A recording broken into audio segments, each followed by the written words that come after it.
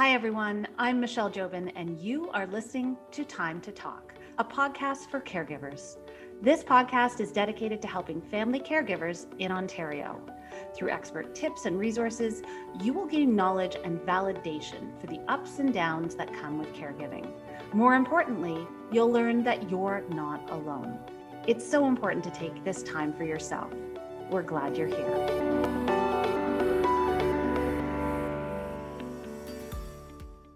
Today I'm here with Ron Beleno. Ron was a caregiver to his father, who lived with Alzheimer's for over 10 years. In that time, Ron leveraged technology, community, creative strategy, and access to research to support his family through their caregiving journey. When looking for solutions, whether low tech or high tech, Ron advises that people should think in terms of return on investment, or in the case of caregivers, return on emotion. In this episode of Time to Talk, we'll be discussing what he means by return on emotion, as well as ways that Ron leveraged technology and community to help his family. He is now an advocate for caregiving, dementia, aging, and research communities. He is also an active member of the Ontario Caregiver Organization's advisory panel. Ron, thank you so much for being here today. Thank you, Michelle. I'm excited to have this conversation with you. I really am too. And, we always try to create this space on Time to Talk where Ontario caregivers can connect with each other and share. And I really feel that a lot of our caregivers that are listening today are going to get a lot out of what you have to say. And especially in terms of, the importance of diverse health needs and caregiving and how we can make solutions work for us that make caregiving a more rewarding experience for everyone involved. Can you tell me about your dad? So my father, Reynaldo Beleno, I will also have to add my mom into this conversation. Her name is Ronces Beleno. So Ronces, Ronces, similar to the community in Toronto, Roncesvalles, Roncesvalles, that's her full name. Uh, Two Filipino parents came from the Philippines back in the 70s. I'm their only child, and I'm also their favorite, in the family. Until the cat came along, Lucky kind of took over and became the priority. But father, he was a very quiet man, born in the Philippines to my grandfather and grandmother. But my grandfather was the chief of police at the Filipino ports, where the boats come in. And my dad was work security there. But I've been told, that my dad has been that soft-spoken but confident friend that everyone would always go to, and just hang out with. And he would always, be there to listen. He was a great listener. A spiritual man. Grew up again. Many Filipinos are Catholic. Grew up always going to church. Loved to listen to music, piano. He played a little bit of the piano, and he was the cook in the family. My mom, uh, yeah, my mom wasn't really the cook, let's just say. And but together they were a pair that grew up here in Scarborough, Ontario, and that's where I grew up. Well, thanks for sharing that. It's great to get a good picture of your dad and your mom and your family. I wanted to ask you, when did you become a caregiver, and sort of when were you aware of your journey as a caregiver beginning? Did you understand right away that was your role, or how did things play out for you? So looking back now, it's easy to say that I was a caregiver for many years, even before my dad got diagnosed back in 2007. So his diagnosis, dementia, specifically Alzheimer's, was 2007 to 2018, and he passed away peacefully at his home in 2018. Fortunately for us, it was during his sleep. He just went to sleep and he passed away. Um, but the act of caring, when I look back, was already happening years before his diagnosis, before I labeled myself or others labeled me as a caregiver, okay, back after his diagnosis. So there is something that I present a lot about, something called the cultural caregiving or the cultural values that many people will not recognize themselves as a caregiver, even if they've been doing it for years. And it is one where uh, it's your role as a son, or it's just part of your duty. That's part of being a family member. okay, in many cultures. This is not about right or wrong. It's to me, I don't emphasize the labels as much versus the action. But the label itself that I was a caregiver, I think it was probably within actually, it wasn't a year after my dad was diagnosed. It was actually when I realized we had serious challenges. Okay. You know, and that was around maybe out of the 10 plus years of my dad being diagnosed, it was probably around year 4 to 5 when I realized that we were kind of in a serious situation. My dad went missing and he had to call the police. That's when I realized, okay, my role is more than just taking him to an appointment Mhm. or picking up his medication. I realized, oh, this is more than that. And that's where I realized, okay, I'm actually something else. And that's how I looked at it, as that I was a caregiver. People were saying that to me before, but I never really, resonated with that in my mind until I said, okay, this is not just family duties of just doing some errands. This is actually now I have to learn something else. I have to figure something else out, that it's not part of being just the son. So that's when I realized for myself that I was a caregiver. Yeah. I think and I really appreciate you bringing up the point that sort of what people recognize as sort of the spectrum of caregiving, or what is just being a family member and what transfers over to being a caregiver, is in many cases, you know, varies from culture to culture. And we always try to take a look at caregiving through a multicultural lens. And we've tried to do that on the podcast and talk to people about that intersection of culture and faith and race and many other things with caregiving. So I appreciate you sort of laying out the groundwork for that, how it worked in your life. Um, Prior to your father's diagnosis, what was your understanding of Alzheimer's as a condition? Well, I think I would have been following in that trend of what the stigma was related to dementia and Alzheimer's. You really don't know what you don't know until many times you have to live in and experience it. You're just informed as to what the narrative or the story is out in public in the community. For me, Filipino culture, many times these things are kind of pushed aside when someone's diagnosed. You kind of really don't talk about it. And I was just referencing when my dad was diagnosed, and the doctor said, "Oh, your dad has dementia, and we believe it's Alzheimer's." I started thinking, "Oh, um, whenever I heard that, it's an old person's disease." So that's one, if we want to go with just starting with age. I said, "Okay, my dad's in his late 60s." Uh, so I said, "Oh, okay, is he old at that age?" So that's the first thing I'm thinking of. I said, "Okay." And it's not necessarily part of being old. That's not how it works there.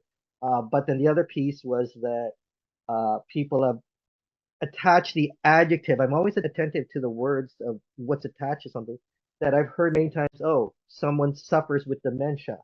That's what I knew, Michelle. When you're asking the question, what did I know? But I've always believed that, okay, whatever I've heard in the narratives and the stories of how to live life, I would say, what is it that I want? What do I want from my dad? What does he want? And let's make that story. With that type of language around the condition, it can be very frightening to sort of get that diagnosis. Yes. Um, Once your father was diagnosed, or I assume perhaps leading up to him being diagnosed, what were some of the challenges you faced as a caregiver and as a family together? And how did you work to overcome these challenges? For many who will be diagnosed with a dementia, whatever that day is, many realize that that's actually not when the dementia started. It doesn't just start on that day of diagnosis. So when I started looking back, I would say signs and challenges, and that's the word I love to use. It's like, whatever the label is that my dad is diagnosed with, how did that affect our lives during and even before and even into the future? The 2 years before was when I realized, okay, life changed, but we never noticed it. Like, it was just subtle changes where dad would start getting, kind of anxious about him not being able to go to work, or that he has to go to work, even though he was retired, right? And we're saying, no, dad, you don't have to work anymore.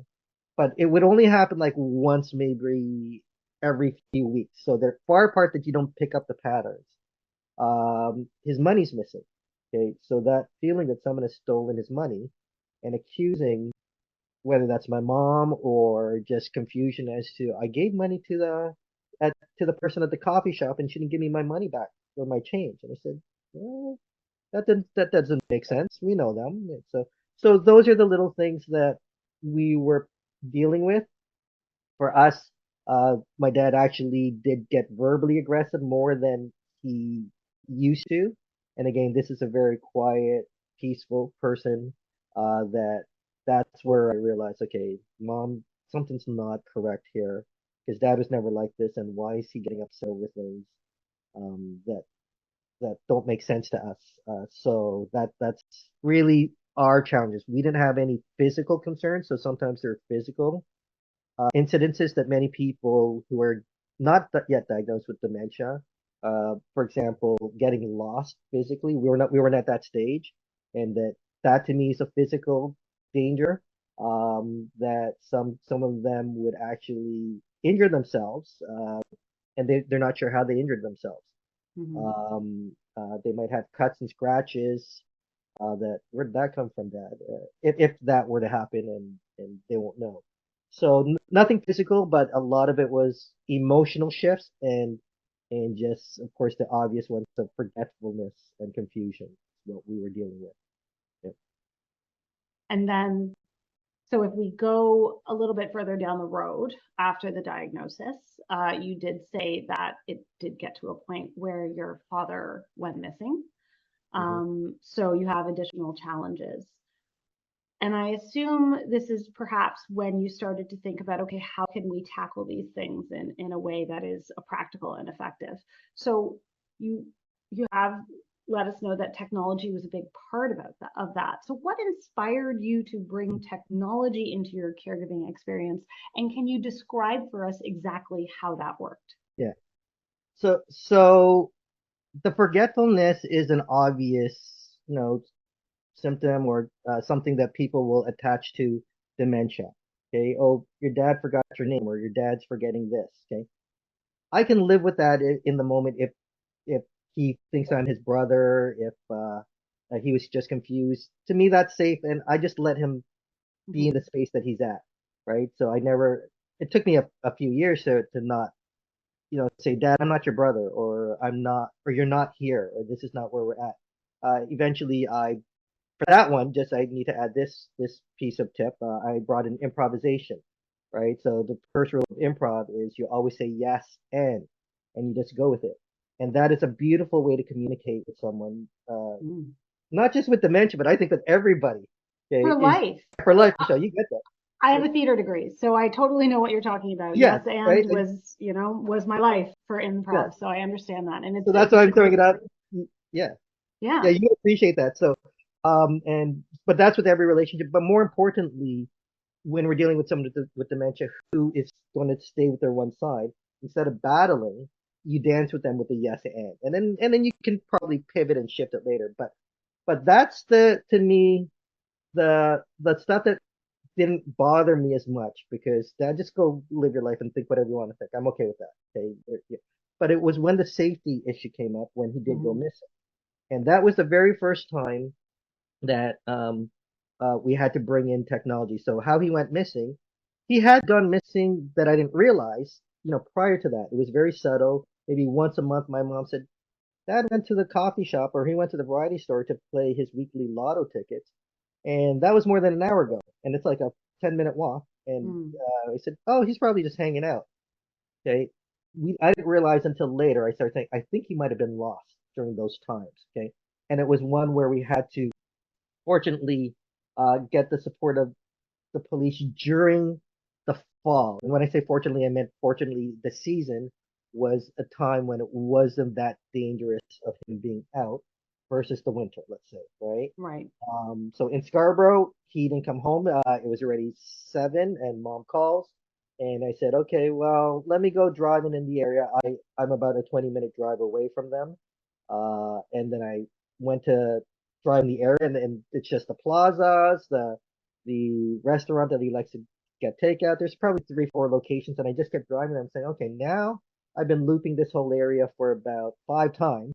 It's now 8 o'clock. and it's getting dark. Okay, that's when I started getting worried, and I said, this is now a new experience for me. I said, I need help here. Went by the police station. Fortunately, within half an hour, they were able to find my dad already in a hospital. A good Samaritan found him probably 8 kilometers away, near his Wow. previous work, okay, where he used to work. So there are these tendencies for those that aren't aware that they either go back sometimes to where they used to work or a previous home, or a previous location. That's some of the tendencies of a person with dementia trying to get back to somewhere. But anyways, he was found. Um, and it was that conversation with the police saying, your dad shouldn't be out. Okay. And good advice that they were trying to provide, and it was a young police officer. And I said, but there's more than just that solution. I can't lock him up. That wasn't my goal, right? And that's where I struggled trying to say, well, what's out there? And that's where I started my first technology, which was a GPS device. Okay. And that's the first step. But I do need to add that, Michelle, like there's privacy issues, ethical issues. That's another conversation for another time. But Hmm. I have a better solution to say, hey, Dad, instead of me locking you up in the house or having someone walk with you all the time and paying someone or whatever just to tag along with you, here's the technology we're going to use. So that's the GPS. Looking for support and connection as a caregiver? Our online support group is here for you. Join a community of fellow caregivers who understand the ups and downs of your role. Share your concerns and successes in a supportive environment led by trained peer support group facilitators who have firsthand experience as caregivers. Please note that our online support groups are not intended for crisis support or mental health counseling. Visit ontariocaregiver.ca to learn more. And now, back to our episode.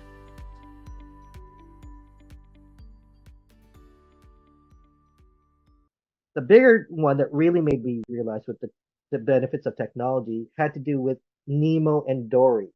The fish, Yeah. the cartoon. Okay, let's So talk about that. yeah, so the Nemo and Dory. So a few years later, when my dad was more active in him going out, but also still getting lost, but we could still find him, was the issue of him just even leaving the house. Okay, and my mom's not aware that he's leaving. It's known as a silent exit. Mhm. On a side note, there, Michelle, this space around people that go missing with dementia is one of my expertise. That I do a lot of training with police across Canada, researchers, and even internationally on this topic. So it's one that I focus. Just one challenge of my dad. Just how do we keep him safe as he leaves the house and just goes out into the community and comes back home. Right. That's one challenge. My mom had this issue that she would not go to sleep because she was worried that he might leave the house in the middle of the night. It might be Right. winter. Okay. He might not have the GPS on him. Things like that. Um, back then, this was around, I think, 2010 or two, whatever that time period was. Still with this thing called an iPhone 3. We're now at number 15.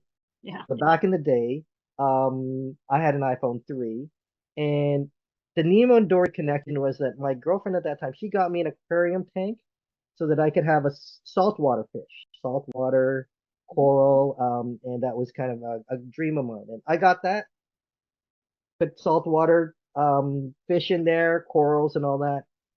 But it's not a cheap hobby, and it was one where you had to kind of really take care of it.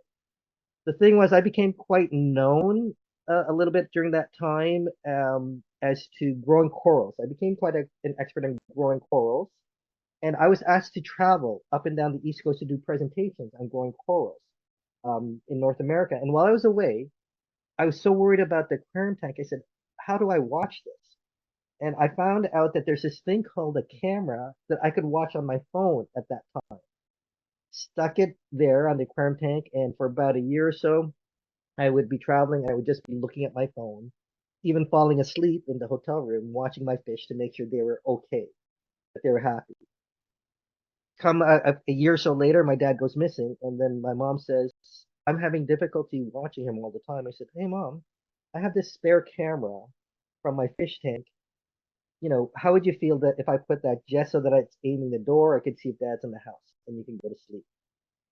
That's where I then brought in some sensors, technically a camera, to watch him remotely. So remote caregiving is what it's called. And I could just be wherever I am. And that's the next part of the technology piece that I realized, wow, this technology thing that is out there that will help, us with our caregiving duties. It saves me time. We'll talk about the return on time, return on investment, return on the emotions related to this one challenge. Yeah. So Well, let's that's talk about that. Let's talk about that. yeah. I wanted to talk about this phrase that you've brought up, which is, think about return on investment, but also think of it more in the case of, for caregivers, return on emotion. So how does integrating technology into the caregiver experience do that? So I've had the fortune to spend time with researchers over the years, since 2015. And I came to the research community through an organization called AgeWell, which is Canada's technology and aging network. We found each other through the Alzheimer Society. I was kind of already kind of known in the community as the caregiver that's using cameras and different technologies to help care for dad with dementia, let's say. So again, this is pre-pandemic. It's a little different now. People might have a different view that, oh yeah, it's obvious to use a camera or we have all this technology. But back then, it wasn't happening. So all this stuff around technology uh, and research is where I started realizing all these numbers that are out there that people are saying, okay, well, let's, on a scale of 1 to 10, Ron, how do you, not the feeling question, but a scale of 1 to 10, you know, how much time do you save, when you're using this technology? And so all these numbers come up. I'm a numbers person. I have a little bit of an engineering and computer science background, so I love numbers. I love games. Okay, I love quantifying things. Mm-hmm. And it was one of those where I could kind of connect that, well, that camera that my dad has in his house that I could watch him, that maybe I could have a second caregiver, my aunt in California, watch my dad while my mom goes to sleep or I go to sleep. Okay. I'm saying that's now three people. Okay. Right. So, And so you have now, the advantage of the later time zone in that yeah, the time, case. exactly. Right. So, Yeah. so knowing, I could hire, if I wanted to, someone even overseas, and so all these numbers and algorithms in my mind, are being calculated on my end. Okay. And one phrase I like to use that I promote is saying, become a better calculating caregiver.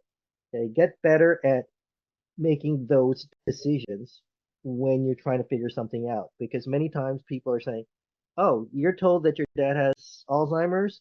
And one of the decisions that we can choose is say, oh, we're going to have a life of suffering.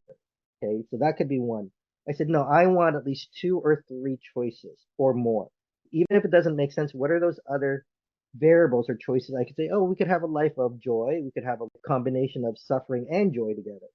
Okay, same thing with these numbers as to, well, how do I keep my dad safe? How do I reduce my fear? How do I make mom relax?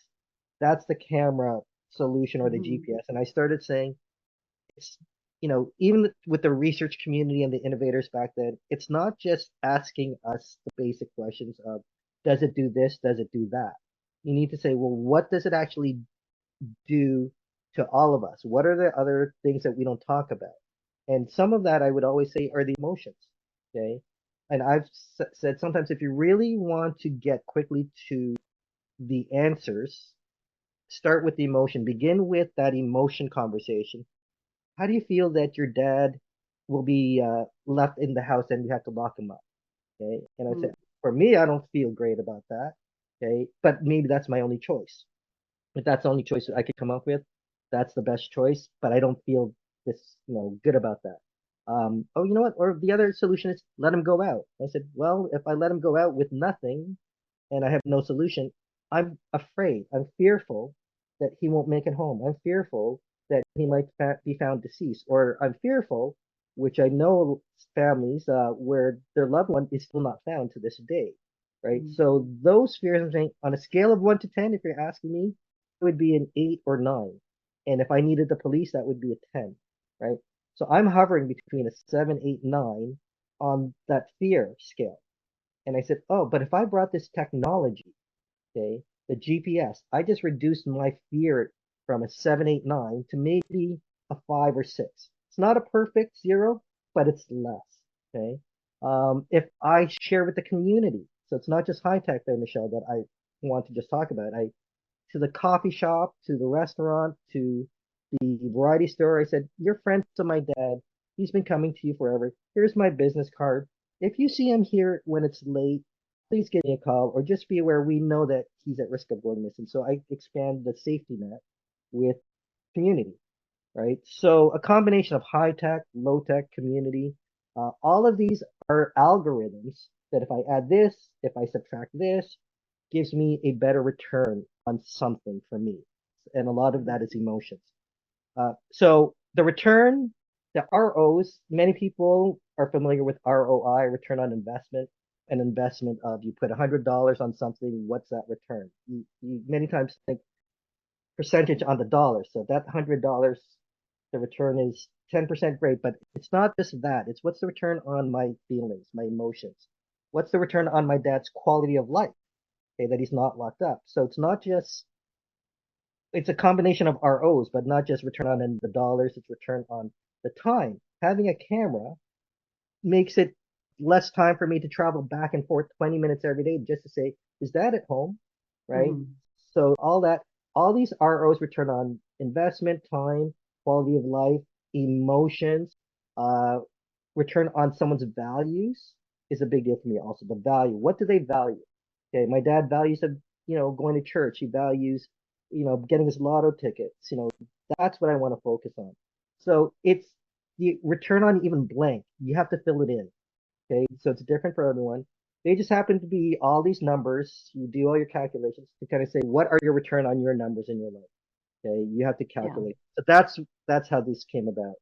It makes sense, and I love that you've shared low-tech solutions like the utilization of your dad's community, and then the higher tech solutions, GPS devices, the cameras. I believe, was there a doorbell sensor as well that you used? Yeah, correct. Right. Yep. So all of these things that are pretty accessible at this point. I love that you've shared all those solutions, and I love this idea of return on emotion because one of the things that we talk about so much is you have highlighted what your dad's day-to-day experience was, and I get a sense that his life was richer for the fact that he had this safety net. But also, so was yours, so was your mom's, because we talk so much about the idea of caregiver burnout, which is what happens when you're functioning at that 8, 9, 10 of stress and anxiety and fear all the time. So no doubt it improved your dad's life and then your mom's life and your life and the rest of your family and friends' life because you're operating with a more positive experience because you feel that you have these safety nets in place. That is correct. So one key thing you said there is safety nets. So a lot of caregivers have this habit that safety becomes priority, which I get. Like we're trying. So that is a high one. But it's more than just safety for me. It's quality of life, let's say, which I mentioned, right? Which people with dementia are also allowed to live with risk. That's the other thing, right? Yeah. So they're allowed to live with risk if they're, in my opinion, aware of that risk. There's a difference when you're not aware that you're living dangerously and the dementia is taking over on that piece. But yeah, you're correct. Another phrase I'd like to just add to this here, Michelle, is that let's say we stick with one caregiver.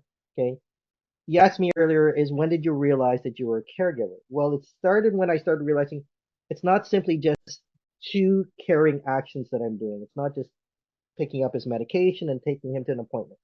It starts adding up. Oh, I'm now monitoring him, to keep him safe.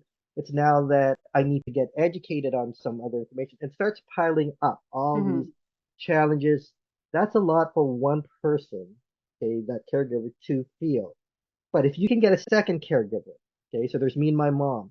There was my aunt in California. Okay, so you're now spreading that stress. I had the community involved for moments.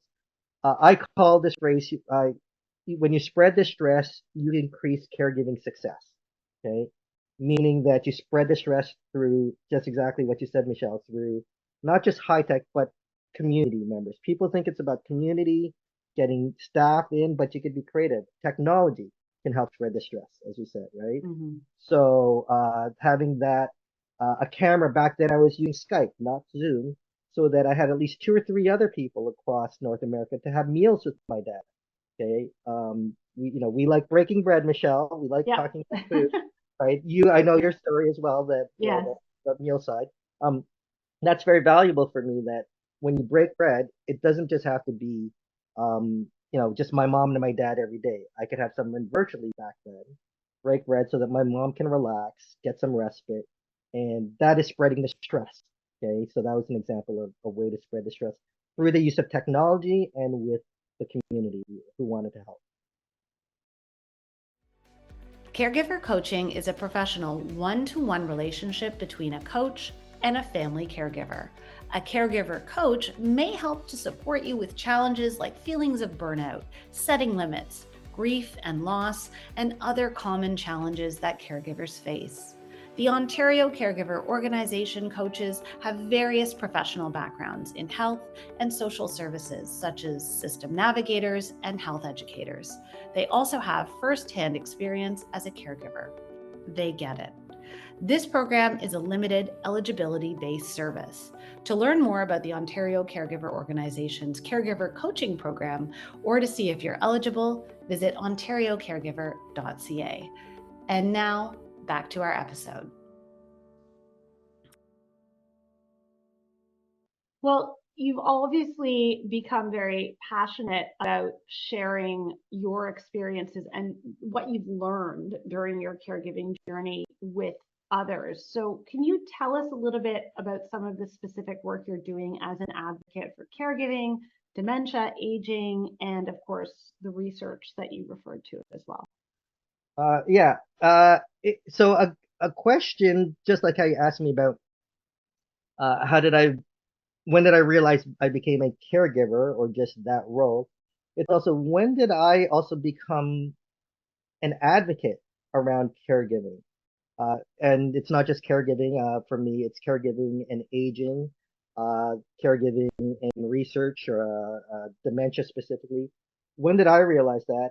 It wasn't when I met researchers. It was again around 2015 when I met the AgeWell community, again, Canada's Technology and Aging Network that I mentioned, focused on aging and technology, a very new group across Canada, led by universities and researchers focusing on aging. And I just came in and told my story. Okay. It was simply saying, this is my story, this is what's going on, and this is how I'm trying to solve for these challenges. Okay. Then I thought they were the experts. I thought researchers were the experts. I thought some of the organizations were the experts, but they only gave me the solutions at that point of time of what they knew. Right? And I was the one that would keep saying, that's not enough for me. I need to figure it out to another level. If you can't help me, I will MacGyver my way through it. Right. So that's one of the things that I'd like to do is like hack away at something and just solve for it. Not just by myself. I would get some expertise who I know say, how would you do this? It's just kind of that problem solving uh, process that I go through. And it was when I started saying, I'm not now telling you just the stories. I'm now giving you solutions. I'm giving you suggestions. I'm giving you ideas. Okay. And I'm saying, and how you're doing it, it could be done better. Or how we're doing it as a community, or how we tell the story can always be done better. That's when I started shifting towards this thing called advocacy, that I realized that my voice is no longer just about telling the story, but it's now helping lead the future stories for others, for myself, and to bring others on board. So that's where I started with AgeWell, then eventually uh, not just talking to researchers, but even innovators that are trying to come up with solutions for some of the challenges. Also, I became part of teams where I was helping lead some of the innovation along the way. One example, again, people that are going missing, coming up with different ways of alerting people when someone's missing, notifying them, trying to get a better return on the research. Like if you're going to have research done or innovation, don't bring the lived experience of the patient or the person with dementia or the caregiver at the very end. Bring them at the very beginning when you're trying to figure this out on how you're going to move it forward. Co-design with them. So that's the other piece that I have been supporting a lot is the engagement of lived experience in any project to be at any table as soon as possible, not just at the end. So that's a few of the places that I'm, dabbling in. Mhm. The most recent one there, Michelle, as well, is just last week, the Canadian Center for Caregiving Excellence, a national organization that just started less than 2 years ago and has been making big waves and moving the work forward for caregivers across Canada, had their first Canadian Caregiving Summit in Ottawa. And that included all the key leaders and organizations across Canada, like the Ontario Caregiving Organization. There's staff there. There are many from OCO, many from across Canada, and that group is to help make a Canadian national caregiving strategy with the federal government come to fruition. Okay, it's going to happen in my opinion. It's already there. And I was fortunate to be the MC for that on day one to help set the tone. So that's where my passion is as well, to support caregivers across Canada. I love that you have so much to share with people, especially people that are early in their caregiving journey that have a lot of questions. There's often more questions than answers. So it really helps to have someone that's, sharing from their own learned experiences and what's worked for them. Uh, and on that note, are there any particular resources that you would suggest our listeners use to learn more about integrating technology into their caregiving responsibilities? So technology is still kind of new when it comes to caregiving, right?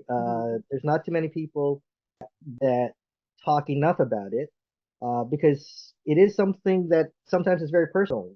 You can't just tell someone use a camera, okay, when you don't know their story fully. Okay, you need to really understand their situation.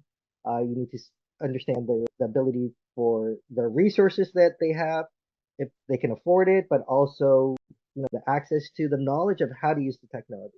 Who educates someone on how to use it? Who services that technology when it goes down, right? So there's so many barriers when it comes to just implementing technology. But I come back to a different narrative. I actually try to avoid the word technology many times. I sneak it in. I like Ah. I'd like to switch it to the word tools. Okay. Mhm. So what are the tools to help caregivers, okay, live better lives, to provide better care, to take care of themselves better, right?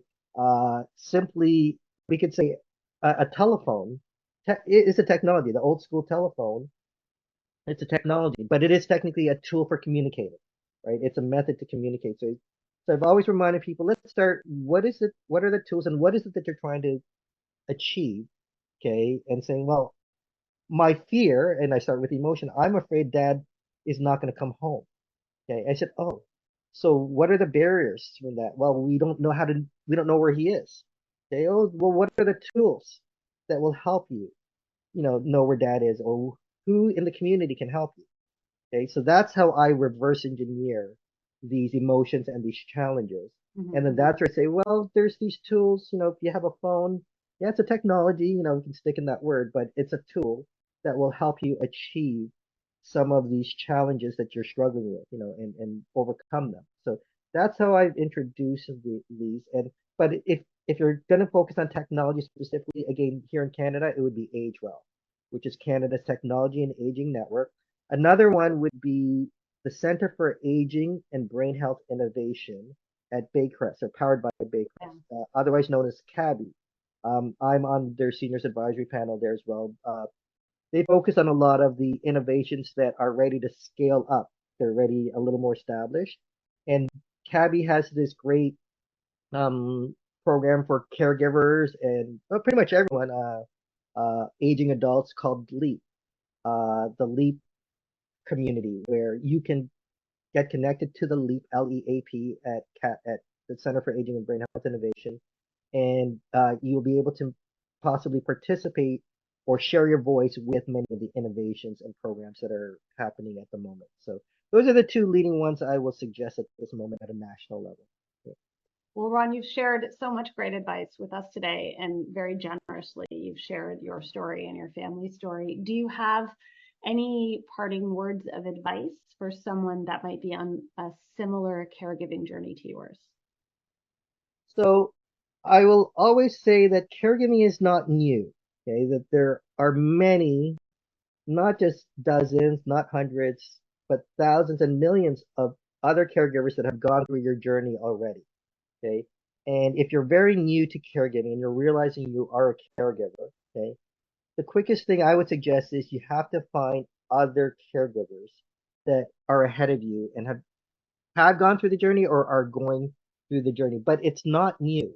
And if you can learn from their failures, I always like to talk about failures. I'm not afraid to say, hey, we failed when my dad went missing and we couldn't find him. Okay.